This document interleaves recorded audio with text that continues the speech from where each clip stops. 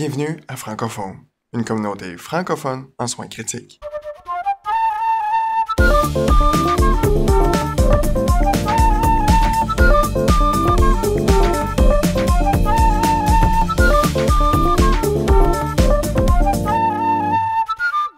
Salut tout le monde, c'est Mathieu, j'espère que vous allez bien. Aujourd'hui, on a un épisode un peu spécial. Je suis accompagné de Yann Ajmo, que vous connaissez très bien. On va parler d'un programme qu'il a développé, qui est un programme de compétences avancées en soins intensifs, réanimation et échographie de chevet. Donc, pour en parler, je suis accompagné de Yann. Salut Yann. Salut, ça va? Ça va toi? Oui, super content d'être avec toi aujourd'hui pour parler de notre compétence avancée. C'est pas juste moi qui l'ai fait, là, c'est toute l'équipe des soins intensifs de notre hôpital, mais je suis en partie l'instigateur. Fait que, juste pour donner crédit à tout le monde, on parle de Dr Philippe Rolla, Dr Marco Cherneux, toi, Dr Philippe Saint-Arnaud et Dr Daniel Code. Exactement. Est-ce que j'oublie ce monde? Non, ben il y a Dr Francis Paquette qui est avec nous dans le francophone, qui fait partie de l'équipe maintenant. Fait que oui, il fait partie du programme, là, mais il n'avait pas participé à la mise en place du début, mais on le compte pareil parce qu'il est dans l'équipe maintenant. Ça m'amène à penser parce que, bon, sans nécessairement vouloir en faire la promotion, ça m'a intrigué ton programme. Je voulais savoir comment t'es venu cette idée-là à toi puis à l'équipe. C'est une très bonne question, ça, parce que ça fait longtemps que je veux faire ça. Moi, ça fait environ une quinzaine d'années là, que je pratique. Puis dans mon programme de formation en résidence, j'avais le loisir d'avoir beaucoup de stages à option à l'époque en médecine familiale. Puis on était capable de se former dans les choses qu'on aimait, là. Les médecins de famille peuvent faire de l'obstétrique, de l'urgence, de l'hospice. C'est la même chose pour les soins intensifs. Donc, j'ai eu la chance d'avoir beaucoup de stages à option. J'ai fait un équivalent d'à peu près 6 mois, là, quasiment, on peut dire, supplémentaires en soins intensifs. Puis toutes mes gardes, je les ai faites aux soins intensifs de l'hôpital où est-ce que je faisais ma résidence. Mais c'est pas tout le monde qui a cette chance-là. Fait que quand j'avais des résidents que je voyais qui avaient un intérêt, ça venait assez souvent, c'était récurrent, le fait de vouloir créer un genre de programme pour eux. Il y a eu la période où est-ce que je voulais faire ce qu'on appelait un R2B à l'époque, donc une troisième année en médecine familiale, mais spécialisée dans un domaine d'expertise, comme il existe déjà, par exemple, à l'urgence. C'était avec l'Université Laval à l'époque. Tout le monde avait l'air bien motivé, mais ça n'a pas fonctionné malheureusement pour diverses raisons administratives. Ensuite de ça, au fil des années au Québec, ben, la médecine familiale a un peu perdu de l'omnipraticité, là, on appelle ça des omnipraticiens. Ça s'est très orienté. Ça a commencé à vouloir sortir des hôpitaux, puis ça s'est orienté vers le bureau en tant que tel.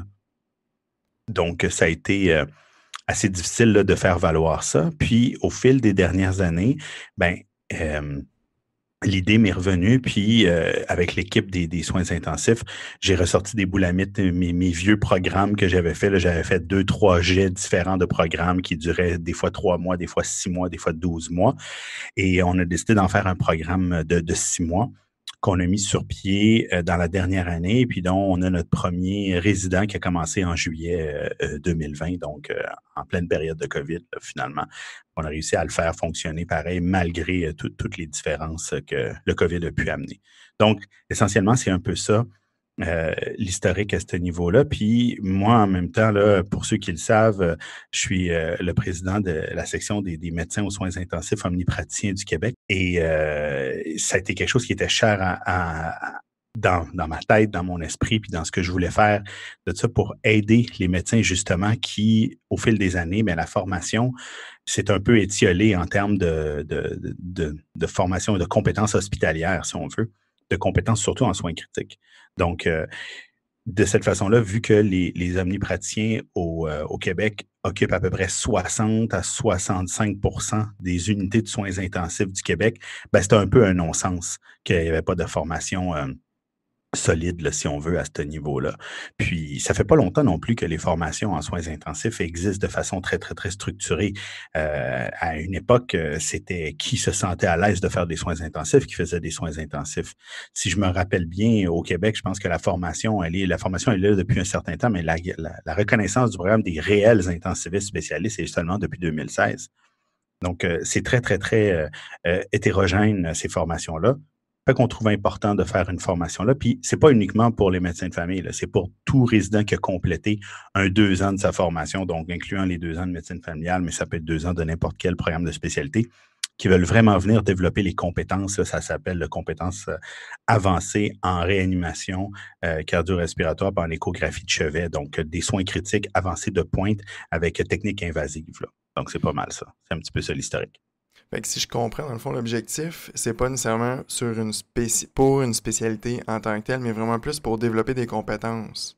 Exact, c'est ça. C'est pas un fellowship, c'est pas une formation de ce type-là, c'est vraiment un programme de compétences avancées qu'on a essayé de mettre sur pied pour venir chercher la grande variété des besoins qu'un médecin dans une unité de soins intensifs, par exemple, en région ou en centre hospitalier de différents niveaux, pourrait avoir besoin pour être capable de se débrouiller le plus possible par lui-même en fonction des besoins des patients. Fait que là, c'est sûr qu'on va parler plus de la situation au niveau du Québec. Est-ce que tu sais si un programme similaire existe au Québec? Je pense que l'Université de Sherbrooke, ce qu'on m'a apporté à mon attention il y a très, très peu de temps, là, quelques jours, aurait un programme un peu similaire. Mais là, je m'avance peut-être, il faudrait aller voir, faudrait regarder, mais je pense que Sherbrooke aurait un programme à ce niveau-là. Pour les auditeurs qui sont hors Québec, quand on parle de Sherbrooke, on parle de l'Université de Sherbrooke, qui a un programme de médecine ici au Québec. Fait que là, au Québec, il y a peut-être un programme, mais t'as-tu entendu parler là, à travers le forum puis à travers les contacts qu'on a, s'il y aurait des programmes similaires un peu ailleurs dans le monde? La plupart des gens qui veulent faire une résidence en soins intensifs pour devenir un intensiviste spécialiste, ils passent par les troncs communs habituels, là, la médecine interne, la chirurgie, l'urgence ou l'anesthésie. En général, c'est comme ça. Puis les programmes de formation, c'est 1 à 2 années, en plus d'un fellowship. Pour ce qui est des autres pays, j'avoue que je me suis pas vraiment informé à ce niveau-là, parce que dans les faits, dans ma vie de tous les jours, dans la pratique, puis pour tous les médecins que je représente au Québec, ben, on n'avait pas cette possibilité-là. Les omnipraticiens, eux, n'avaient pas le droit d'aller dans ces programmes de formation-là, ce que j'ai toujours trouvé un peu malheureux, mais bon, les règles sont les règles fixées par le Collège royal au Canada. C'est ça qui est ça. Donc, d'une certaine manière, ben, je me suis pas vraiment informé de ce qui se fait ailleurs, mais je suis presque sûr qu'il y a des programmes de formation comme ça. En fait, ce qu'on a surtout essayé de faire, c'est que tout ce qu'on a jugé important, là, tu sais, de la bronchoscopie à l'échographie, aux mises en place de techniques invasives, à la gestion des chocs, toutes ces choses-là, on les a essayé de les regrouper dans un court laps de temps avec des résidents qui avaient déjà une compétence certaine dans ce domaine-là. Donc, c'est vraiment un programme de peaufinement, si on veut, des compétences et des connaissances. Fait que, juste pour terminer sur l'existence d'un programme similaire ou non au niveau du monde, ailleurs dans le monde, j'invite les auditeurs là, qui seraient hors Québec. Si vous avez des programmes où vous avez de l'expérience ou peut-être juste nous le laisser savoir pour qu'on puisse diffuser l'information également, là, c'est pas par manque de volonté, mais plus peut-être par manque de connaissances. Fait que, on serait vraiment curieux de savoir qu'est-ce que vous faites ailleurs dans le monde, c'est quoi les formations, c'est quoi les programmes pour se perfectionner et autres. Là, on est vraiment très curieux de savoir qu'est-ce qui se fait. Oui, absolument. Je pense que ça serait intéressant de savoir qu'est-ce qu'ils font, puis voir à côté de ce que nous, on fait. Puis des fois, juste pour améliorer notre propre programme en regardant ce que les autres font, on apprend des autres, puis c'est le but du forum, là. Exactement. Puis là, si je veux revenir un petit peu au programme, tu m'as parlé de bronchoscopie, gestion des chocs, échographie. Fait que tu pouvais faire peut-être un survol du programme, là, juste pour nous donner une idée là, de qu'est-ce que vous voyez, règle générale, là, sans rentrer trop dans les détails non plus, là. Ben, en fait, tu sais, on essaie de rendre le résident autonome en termes cliniques, hein, ça c'est sûr. Le gros du travail, c'est qu'ils vont faire à peu près 80 de leurs tâches en clinique et en enseignement auprès des résidents juniors en dessous d'eux, puis un 20 en recherche. Mais pour ce qui est des compétences spécifiques, ben, naturellement, je pense que d'avoir une prise en charge autonome des patients instables, l'hémodynamie respiratoire, les arrêts cardiaques, c'est la base, là, hein. Naturellement, quand tu fais des soins intensifs, il faut que tu sois totalement à l'aise avec ce genre de patients-là, mais surtout d'être capable de les prendre en charge et non pas d'être à côté du patron, du médecin en chef et d'écouter ce qu'il dit puis de faire ce qu'il dit. Vraiment de prendre le lead. Ça, c'est la première compétence qu'on a fait.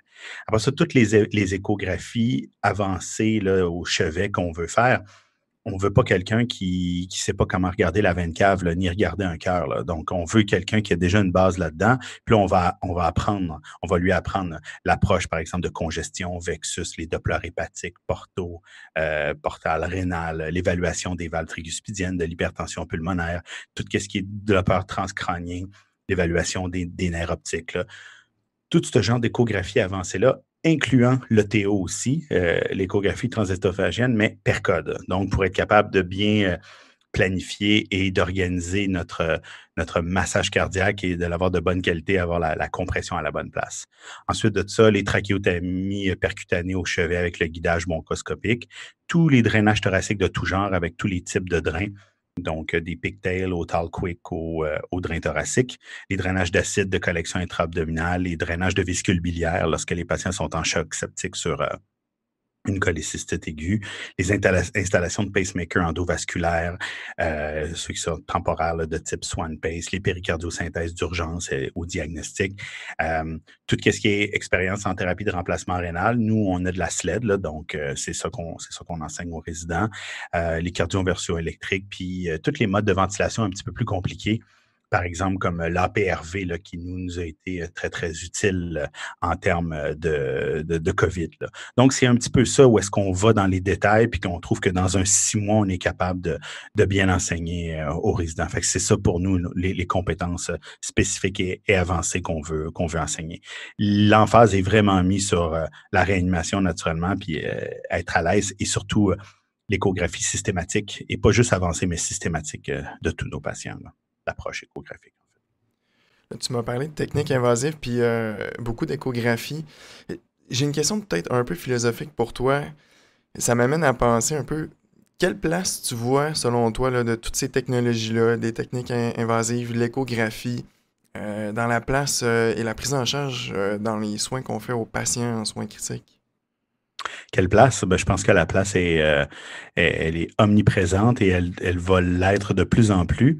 Je pense que tu disais que c'est une question philosophique, effectivement, parce qu'il y a en échographie, comme dans n'importe quelle technique, ben, il y a des early adopters, là, je sais pas comment dire en français, là, des adopteurs précoces, si on veut, des utilisateurs précoces peut-être.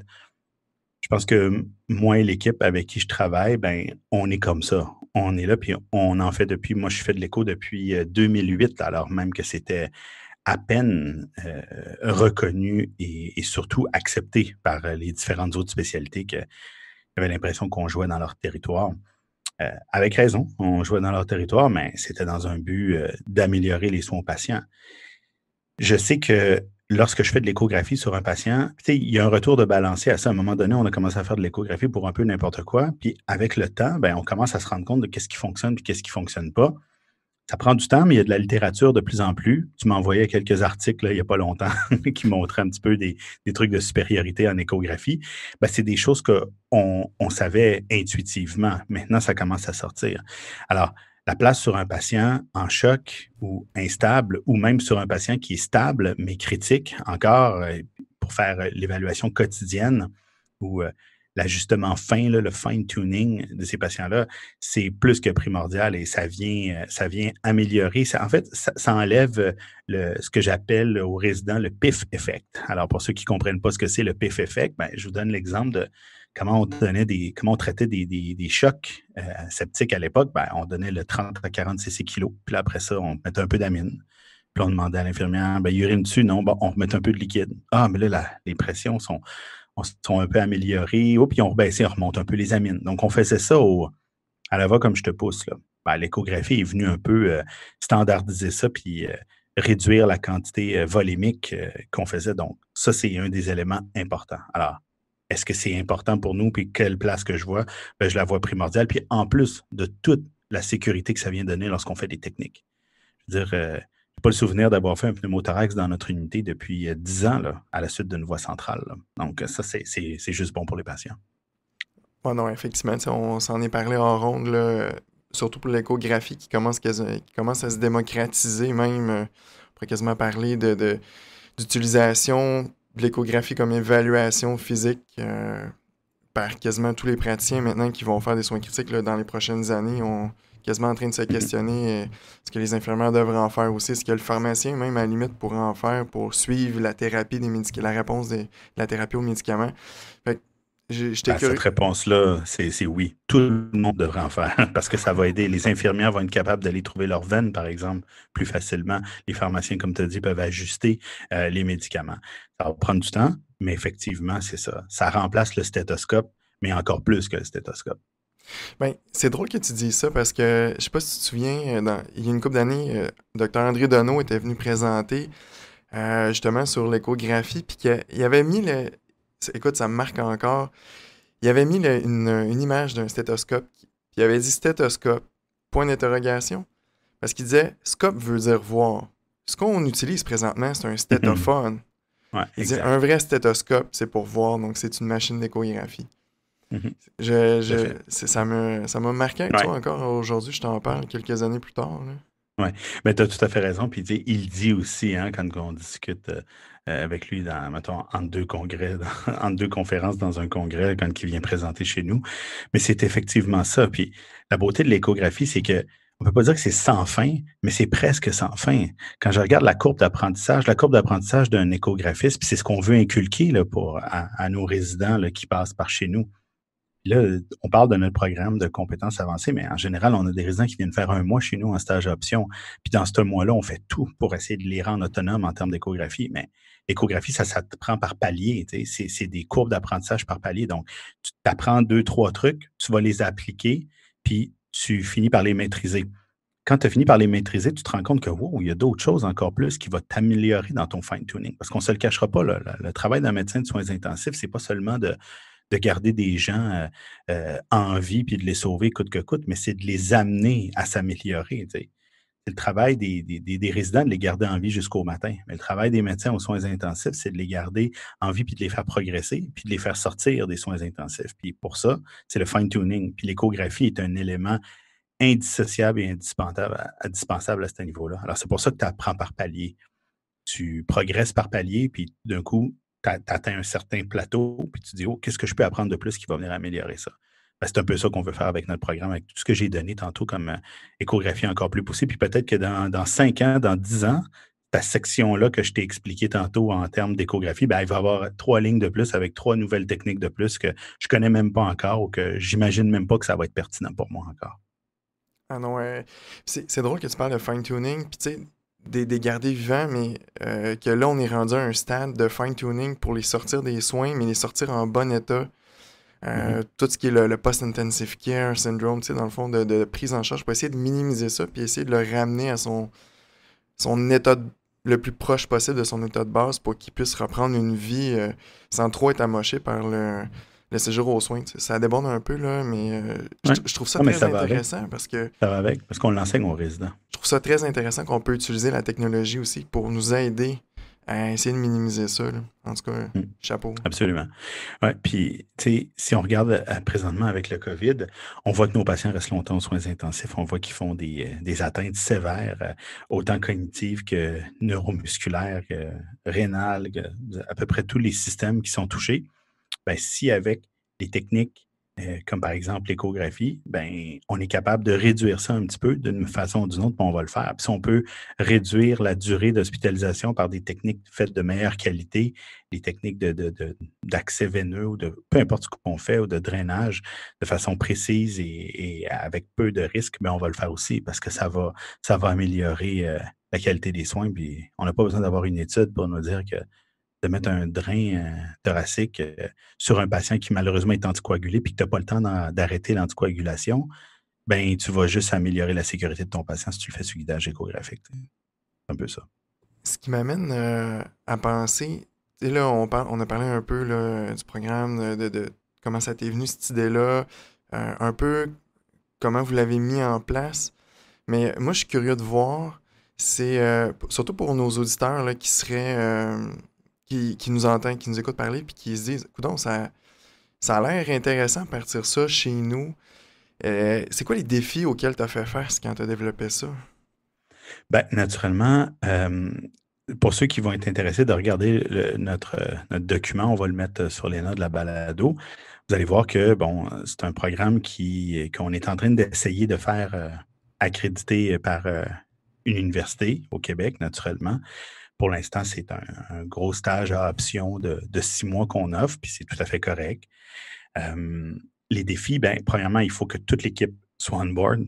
Il faut que toute l'équipe de soins intensifs pratique d'une façon assez généralement pareille. Ça, en général, dans la plupart des unités de soins intensifs, c'est ce qu'on retrouve. Mais il faut aussi que le reste de l'hôpital soit avec nous.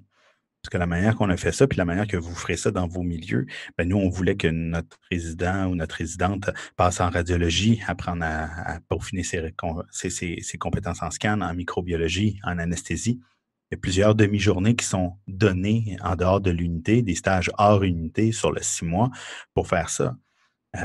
Il faut que vous ayez un certain niveau un peu en recherche ou capable de faire des case reports parce que ça fait partie un peu du, du cursus qu'on a mis en place. Donc, il faut qu'il y ait une volonté générale de tout l'hôpital pour supporter ce genre de programme-là. Ça fait qu'en somme, c'est pas mal ça, le défi. Puis surtout, je pense qu'il faut un résident hautement motivé parce que le résident qu'on a actuellement, c'est peut-être parce que c'est la COVID, mais on le fait travailler vraiment, vraiment fort. Puis il fait bien ça, là. Il fait bien ça. Euh, je rassure tout le monde, on respecte les règles de la FMRQ, là, ça c'est sûr, là. Mais la Fédération des médecins résidents du Québec, là, pour ceux qui se demandent c'est quoi. Mais d'une certaine manière, il faut quelqu'un d'extrêmement motivé. Puis je pense qu'à la base, en plus d'avoir l'équipe médicale motivée, il faut que le résident ou la résidente qui est dans le stage, il faut que celui-ci ou celle-ci soit très, très, très, très, très, très motivé. C'est ça les gros défis, je pense. Mais ça revient, tu parles de motivation, mais tu sais, dans le fond, un peu, ben, nos auditeurs aussi le savent, là, tu sais, tous ceux qui font des soins, c'est tout à la base du monde motivé. Je pense que oui. Fait que, tu sais, je pense que tu sais, les candidats qui vont faire ça ou ceux qui sont motivés à poursuivre, ben, c'est ce genre de voies qu'ils peuvent utiliser là, pour peaufiner vraiment leurs compétences. Fait que, tu sais, c'est un peu ça, je pense, de ce que je comprends. Le praticien qui va sortir de ce programme-là, c'est quelqu'un qui va être compétent en réanimation, en technique très avancée, en échographie. Puis toi, dans ta tête, là, quand tu as parti ce programme-là, quel genre de praticien tu voyais à la fin qui sortait de ce cursus-là? Ben, je voulais avoir quelqu'un qui était euh, beaucoup plus dégourdi que ce qu'il était à l'arrivée. Et en général, c'est assez facile, surtout si c'est des résidents en début de cursus dans leur formation, parce qu'ils ont passé dans plein de stages. Ils n'ont pas fait un 6 mois dans aucun stage de façon régulière. En général, tout dépendant de leur programme de formation. Je veux surtout un résident qui va être autonome, puis qui va être à l'aise, puis qui va apprendre assez de nouvelles choses pour être capable de venir améliorer son milieu. C'est un peu ça. Euh, Dans notre milieu, on a la chance nous, aux soins intensifs, d'être très autonomes. Je sais que ce n'est pas tous les milieux qui ont cette autonomie-là. Des fois, il y a des chicanes territoriales entre les groupes de spécialistes, puis c'est correct comme ça. Chaque hôpital fonctionne de sa manière. Nous, on a une très, très grande autonomie, ce qui nous permet d'enseigner beaucoup de choses par nous-mêmes aux résidents. On est conscient que lorsque ces résidents-là vont arriver dans leur milieu respectif, ils ne pourront peut-être pas faire autant de choses qu'ils ont fait avec nous. Peut-être qu'ils vont pouvoir faire d'autres choses, mais au moins, ils vont avoir développé la capacité de le faire, la capacité d'implanter des nouvelles procédures dans leur milieu pour améliorer. Et ce qu'on veut éviter, c'est que dans une unité, il y ait ce qu'on appelle du inbreeding. Donc, ça se traduit mal en français, là, mais c'est un peu le principe des fellowships. Donc, c'est pour ça que les gens vont chercher des compétences extérieures puis les ramènent dans leur milieu. Alors, moi, c'était ça le but, de montrer que la médecine de soins intensifs, c'est le fun, c'est excitant, c'est important, c'est intéressant, c'est sans fin, mais surtout qu'on va être capable d'apporter une compétence qu'on va être venu chercher chez nous, vu qu'on est assez développé et avancé dans le côté ETT, ETO auprès des patients, puis de notre fonctionnement à nous dans notre hôpital, qui est un peu un rapid response team en permanence, de devenir très bon à ce niveau-là, très efficace, très, très assidu dans ce genre de suivi de patients-là et de le ramener chez eux. Donc, c'est comme ça que je voyais ça. Fait que dans le fond, c'est vraiment une super vision. Puis, écoute, il y a une question qui me vient, peut-être, je sais pas si on pourrait terminer là-dessus. On parle de programme d'enseignement, puis ça me fait réfléchir. Toi, Yann, comment tu vois l'enseignement, que ce soit médical, paramédical, là, vraiment l'enseignement des soins intensifs là, dans les 5-10 prochaines années? Comment tu penses qu'on peut améliorer cet enseignement-là? C'est une très bonne question. Je pense que on a beau lire tous les articles du monde, on a beau aller dans tous les congrès du monde, si t'es pas les mains dedans, hands-on, il y aura rien qui va s'améliorer. Euh, je pense que d'avoir des connaissances théoriques, c'est excellent, il en faut. Mais si tu le fais pas, ben tu développes rien. Alors moi, je crois beaucoup à la compétence par approche, la compétence par approche autant clinique que- que théorique, là. Mais je pense que la seule et unique manière, c'est d'avoir les résidents avec toi le plus possible ou d'autres médecins qui ne sont pas des résidents puis qui veulent avoir de la formation. On en a des fois qui viennent dans notre unité, qui viennent passer une semaine, 2 semaines avec nous, qui sont des médecins en pratique depuis 20 ans puis qui viennent apprendre des nouvelles choses qu'ils veulent parfaire ou qu'ils veulent améliorer ou qui veulent se remémorer des fois. Je pense que c'est la seule et unique manière. En fait, j'ai toujours pensé que on va être un médecin, un patron, comme on appelle nous au Québec, là, on va être un patron comme on était un résident. Si on était un résident motivé à vouloir apprendre plein de choses, on va rester comme ça toute notre vie. Si on était plutôt un résident qui lay back et relax, là, et ça se peut qu'on perde le fil à un moment donné. Puis ça va tellement vite que si on ne garde pas le beat, on va finir en retard. Puis quand on finit en retard, ben, c'est ça que ça devient des médecins des fois qui sont plus dangereux ou qui ne vivent que sur leur expérience et non pas sur des nouvelles compétences. Alors, pour répondre à ta question, je pense qu'il faut continuer à faire de la formation continue. Puis, à toutes les fois qu'on a l'impression qu'on a atteint un certain niveau, il faut se questionner à savoir qu'est-ce qu'on a besoin de plus. Puis, si nous, par notre programme, on est capable d'apporter ça à quelques médecins dans les prochaines années, ça va être parfait. Comment ça va être dans 5 ans? J'ai aucune idée. Le COVID est venu nous montrer que la formation par Zoom, par Internet, elle est très efficace. Ce que nous, on fait là, hein, depuis presque 1 an et demi maintenant là, avec nos podcasts, ben, ça aide, mais c'est juste des petites portions pour venir faire un tout. Mais si tu ne vas pas au chevet d'un patient, si tu ne masses pas toi-même le patient, si tu ne prends pas ta sonde d'écho, tu ne la rentres pas dans la bouche du patient ou sur la poitrine du patient, ben, tu n'apprendras rien au fond. Puis je parle d'écho, mais c'est bon, même pour Pour à tous peu les types près de tout, là, techniques. ouais. Oui, exact. Ouais, C'est comme ça. Je pense qu'il n'y a pas de recette magique, malheureusement. J'aimerais ça. Il n'y en a pas. Je Faut pense que se tout le forcer, il monde. faut apprendre tout le temps. C'est pas pour rien que notre collège, le Collège des médecins du Québec, est rendu super exigeant avec nous, là. C'est les 250 crédits par 5 ans parce qu'il a bien vu que les connaissances des cubes dans tous les domaines, puis il faut rester à jour. Puis si tu laisses ça au bon vouloir des médecins, oui, il y en a qui vont le faire, mais on a besoin d'une structure. Puis cette structure-là, bien qu'elle est lourde, ben, elle est nécessaire. J'ai juste le terme leitmotiv là, en tête, mais j'ai vu ça quelque part, puis ça me laisse réfléchir. Chaque jour où tu n'apprends pas, c'est une journée perdue. Exact. Oui. En anglais, ils disent learn every day. La technique LED. Je trouve que ça englobe bien, en tout cas, ma vision à moi de l'enseignement puis de l'apprentissage, puis un peu tout ce que tu viens de résumer, là.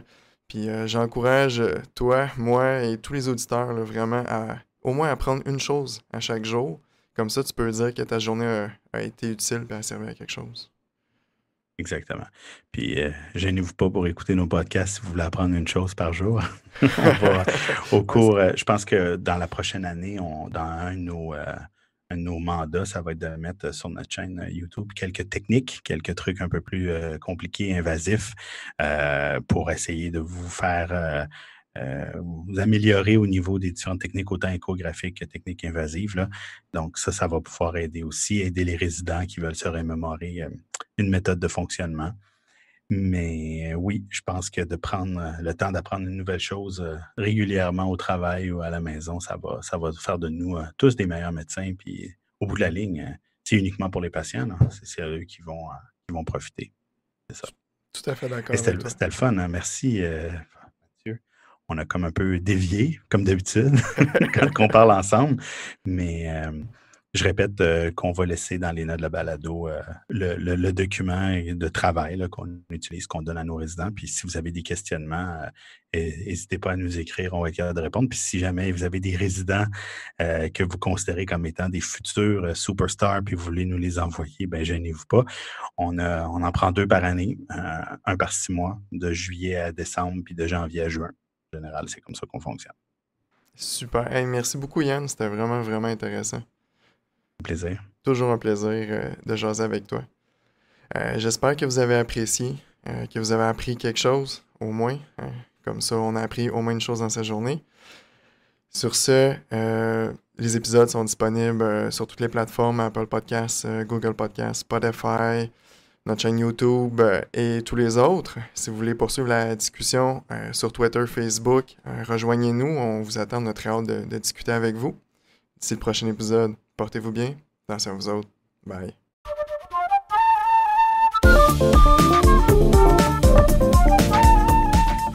L'information contenue dans cette balado-diffusion est de nature informative seulement et ne remplace aucunement le jugement ou l'avis d'un professionnel.